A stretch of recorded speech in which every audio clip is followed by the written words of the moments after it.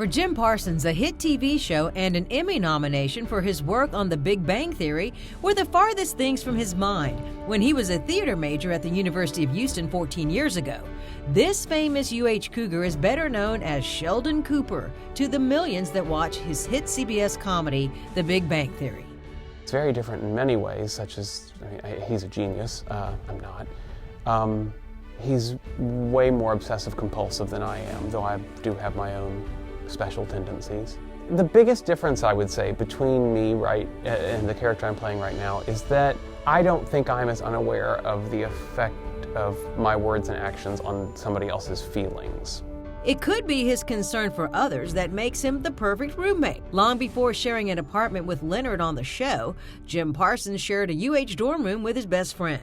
The best thing that could have happened to me did. I roomed with Greg Stanley, who was my best friend in high school, and still is. And he was majoring in theater. As a young radio and television major, Jim Parsons loved acting and aspired to be an actor.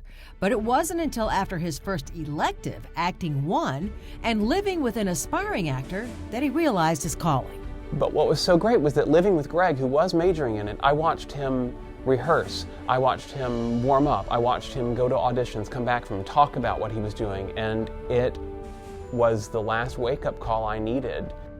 Following his graduation from UH, Jim moved to New York to make his dream a reality, doing commercials and regional plays until he landed his first big break.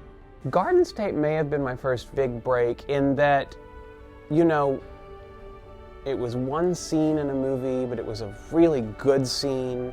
It was written well, he directed it, Zach did, and it was just such a solid scene, and therefore it became, I think, a memorable scene. From there, Jim reached center stage with The Big Bang Theory, earning the show awards and most recently earning himself an Emmy nomination for Outstanding Lead Actor in a Comedy Series. And it all started right here at the University of Houston.